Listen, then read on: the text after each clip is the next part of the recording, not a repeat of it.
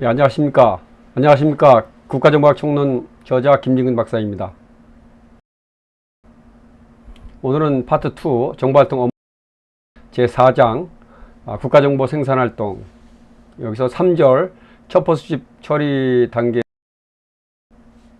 번 강의에 이어서, 그래서 먼저 오늘은 이제 첩보 유성에 대해서 간략히 소개해 드리도록 하겠습니다. 첩보 각국의 이제 기술 첩보 수집사들로서의 먼저 첩보 위성에 대해서 소개를 해드리면은, 첩보 위성은 일정 궤도에서 상대국의 통신, 전자정보, 영상정보를 수집하는 군사 국가안보용 위성으로서 신호첩보 위성과 영상첩보 위성, 그리고 통신첩보 위성으로 구분되죠. 국제법상 영국을 벗어난 고도에서 운행하고 통상 200km에서 11만 5천 km 상공에서 초고속 6에서 7km/s 단로 이제 운영이 되죠. 그리고 이제 단점으로는 개발과 건조에 10에서 15년 정도의 걸리고, 최대 25년까지도 이제 개발 건조에 소요가 됩니다. 시간이 한 기당 3억에서 10억 달러 비용이 들고, 궤도 고정으로 목표 회피가 용이하다는 점이 있습니다. 역사적으로는 스푸트니크를 1957년도에 최초의 인공위성을 시작으로 해서 제니트 1962년 영상정보, 그 다음에 셀리나 1967년 신호, 그리고 미국 같은 경우는 이 코로나가 이제 1959년 영상위성으로 띄워졌고요. 그랍이 이제 1960년도 실어첩보위성으로 운영이 되고 군사정찰의 위성 시대를 열게 되었습니다.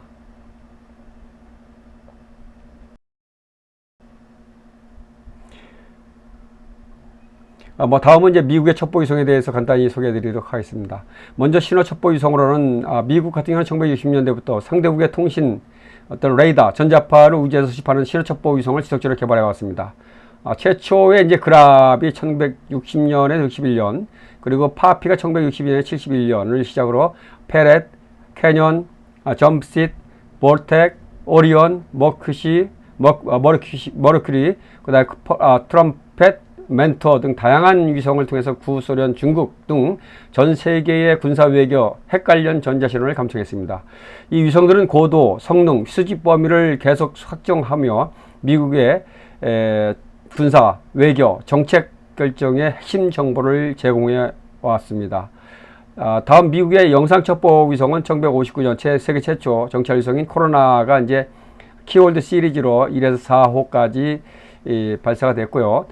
이어서 이제 아르곤, 또 레니어드, 키월드 5에서 6 시리즈가 이제 발사가 되고, 캠빗, 키월드 7에서 8, 8, 그 다음에 헥사곤, 키월드 9 등 필름식, 이때까지는 키월드 9까지는 필름식 광학 위성 정찰 위성으로 이제 발전해서 해상도가 1.5m에서 60cm 정도 수준이었죠. 그러다 1976년부터는 이제 전자 광학 시스템을 정착한 캐논, 키월드 11인데, 캐논서부터 전자광학 시스템이 장치되고, 1990년대에는 크리스털 키월드 11 신형이고, 그 다음에 키월드 12 등이 등장해서 고해상도, 전자, 적외선, 영상, 광역, 정밀 감시가 가능해졌습니다. 이후 키월드 13, 14 같은 경우는 라크로스, 베가 등 차세대 위성으로서 1cm 안팎의 초고해상도를 촬영이 가능하고, 실시간 영상, 스텔스 기능까지 갖춘 것으로 추정됩니다. 즉 미국은 코로나 이후에 필름식에서 디지털 적외선 레이더 영상으로 점차 고도화된 위성을 지속 운영하며 전 세계 고해상도 영상 첩보를 수집해 왔습니다.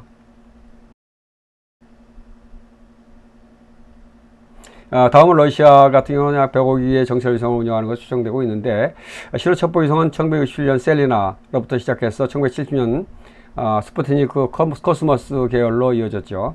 그 다음에 GRU 소속의 에어로세트가 6기가 2개의 궤도를 돌면서 서방 함정의 이동과 전자정보를 수집해왔고, 핵발전 레이더 위성으로서 로셋이 전투함과 잠수함 등을 감시해왔죠. 영상첩보 위성은 1962년 소련 최초 제닛, 코스모스 명칭으로 위장이 된 제닛부터 해서 필름 기반으로 시작을 해서 1981년 이후에는 고해상도 75cm 정도 궤도 수정용 4세대 운영이 되었고요.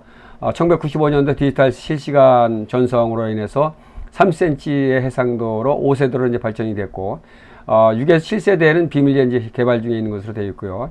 러시아 같은 경우는 이제 1960년대부터 신호 영상 첩보 위성을 병행 발전시키며 해상 지상 감시 능력을 고도화해 왔습니다.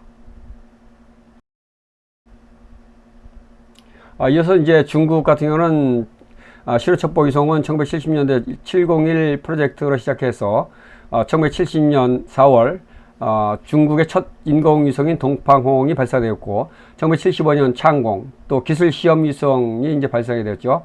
그다음에 2003년 이후에 선저 유인 우주선 프로그램에 의해서 우선이 신호 영상 첩보 수집을 위해서 발사가 되었고 2009년 이후 계량형 야후간 시리즈로 해서 신호 첩보 수집 능력을 강화해 왔습니다. 영상 첩보 위성은 1974년에서 75년 젠빙 1호 그다음부터 시작해서 2004년도에 지어영 디지털 2.7m 해상도, 그다음 2005년도에 FSW 3호 1m 해상도 디지털 광학이죠. 그다음 2006년도에 FSW 5호 합성 계획 레이더 전천후 촬영이 가능한 위성으로 이제 발전해 왔죠. 이와 함께 공항 프로젝트 중국판의 어떤 스타링크를 추진해서 전 세계의 인터넷망과 대규모 위성군을 계획하고 선저 5에서 19호, 텐궁 1에서 3호 등 유인 우주 정거장 사업에 연계해서 13,000여 기의 위성 발사를 정기적으로 준비 중에 있습니다. 즉 중국 같은 경우는 1970년대 이후에 자체 개발 발사 능력을 바탕으로 해서 신호 영상 첩보 위성을 모두 디지털, 레이더, 대량 위성군 체계로 발전시켜 나가고 있습니다. 일본 이어서 프랑스, 이스라엘 한꺼번에 보면 일본 같은 경우 총 10여 기 정도 운영이 되고 있는데요. 북한 미사일 위협에 대응해서 1998년 이후에 정찰 위성을 개발 운영하고 있고 H-2A 발사체로 광학 위성, 그 다음에 2기, 그 다음에 사 레이더 위성 5기를 운영 중에 있죠. 프랑스는 1985년 스파트 위성을 기반으로 헬리오스 전자광학 적외선 위성이고 시리어스 호러스 사 위성, 그 다음에 CSO 1에서 3호 고해상도 흑백 컬러 적외선 위성을 운영을 하면서 18기 규모의 정찰 위성을 운영하고 있고요.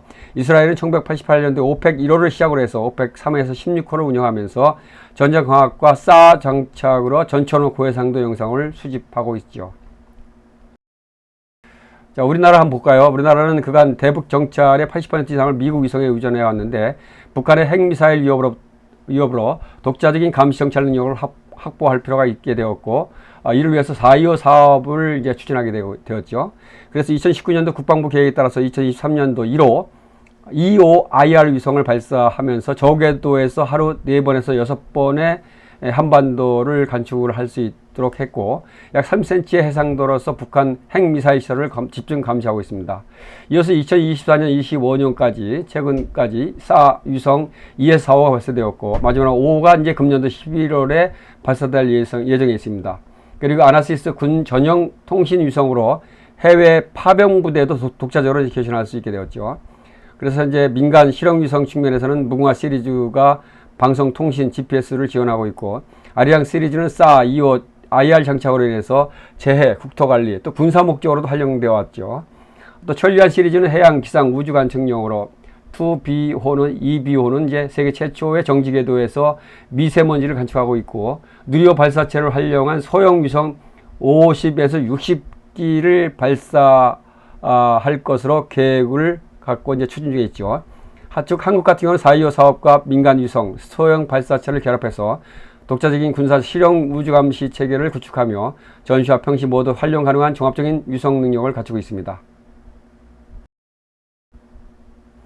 이어서 북한을 볼까요? 북한은 이제 2016년도에 이제 광명성 4호를 발사하며 처음으로 궤도에 진입한 광학 위성을 확보했으며 해상도 약 3m로 민간용 기상 관측이 목적이었습니다. 군사정찰 위성 개발은 2021년 김정은 총화 보고 이후에 본격화되었고 2023년 5월과 8월에 발사한 만리경 1호가 1, 2차 시도는 이제 추진체 문제로 실패를 했죠. 그렇지만 이제 2023년 11월 제3차 만리경 1호가 발사에 성공하고 500km 저궤도에 진입을 하게 되었죠. 그래서 24년부터 임무를 수행 중에 있고 해상도는 약 3m 수준으로 군사정찰 활용도는 좀 제한이 되죠. 그리고 2023년 5월 4차 위성은 이제 발사 직후에 공중 폭발로 실패를 하게 되었죠. 북한은 향후 광학 카메라 기술 위성 성능 개선을 지속적으로 추진할 것으로 예상됩니다. 그 외에도 영국은 영상 신호 정찰 위성을 운영 중인 것으로 추정되고 이란, 인도, 독일, 이탈리아, 스페인 등도 자체 군사 정찰 위성을 보유한 것으로 평가됩니다. 즉 북한은 초기 단계의 군사 정찰 위성을 확보했으나 기술적인 제약이 크고 주요 선진국과 신흥국들은 모두 독자적인 영상 신호 위성 체계를 통해서 군사 정보 수집 능력을 갖추고 있습니다.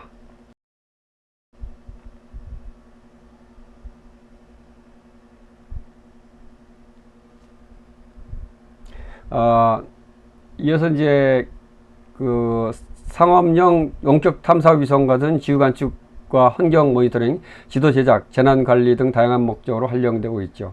랜셋 미국에서 운영되고 스팟 프랑스는 중저해상도로 지역 농업, 환경 등을 관측하고 있고 아이코너스 같은 경우는 미국으로 시작해서 고해상도 위성은 현재 월드비라든가 GOI 등으로 발전하면서 30에서 50cm 수준의 정밀 영상을 제공해서 도시계획과 군사, 지도 제작 등에 활용되고 있습니다. 최근 플래닛 랩 등 소형 위성군은 매일 전 세계를 촬영할 수 있어서 환경, 농업, 도시 모니터링 등 반복 관측이 가능한 상태에 있습니다. 즉 상업용 위성은 중저해상도 위성으로 넓은 범위를 그리고 고해상도 소형 위성군으로 정밀하고 반복적인 관측을 수행하면서 군사, 민간, 환경 분야에서 모두 활용되고 있습니다. 이상 간단히 위성 정찰에 대해서 간단히 마치도록 하겠습니다.